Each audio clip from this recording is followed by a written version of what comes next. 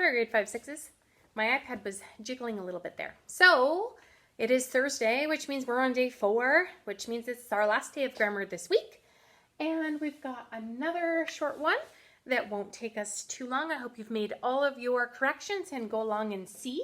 Hopefully you don't have too many more to add in. We're going to ask ourselves, are we indenting today? Why?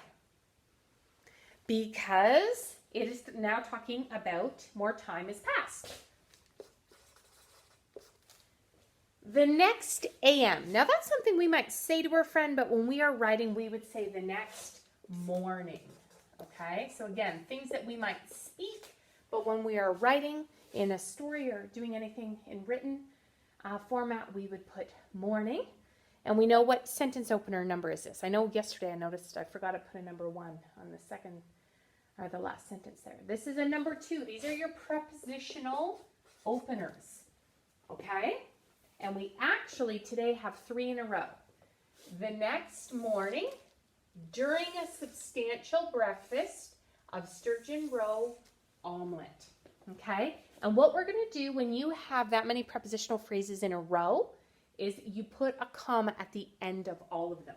So we're going to get rid of the comma there, and we're going to get rid of the comma there, and we're only going to keep the one at the end of omelet. And we have our bolded word substantial. Did anyone find what substantial meant? Okay, it means an ample amount, right? Or an ample, a good amount of a considerable quantity, meaning a good sized breakfast, right? During a substantial breakfast. And then we've got King Morton. Okay, let's find our verb. Our verb is insisted, and King Morton is the one. King Morton graciously insisted. That's the main clause that can stand alone as a sentence. When we have our that signals a DC, but we never put a comma before that. So we get rid of the comma after insisted, and our DC starts at that Arthur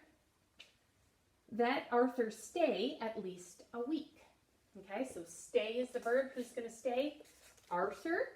And we're going to end with a period. And again, when we have a prepositional phrase in the middle, we don't put a comma. We're going to get rid of our comma after stay there. At least, okay, a week is the preposition there. Okay, and that's a DC, and it ends at week. My goodness, that was fast.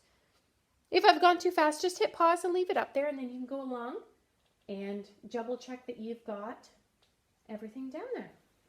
Okay, so you can, I don't think I've said it in our videos this week, but make sure you're doing your rewrite at the end of each day and have mom or dad read them just to make sure that you've made all your corrections correctly.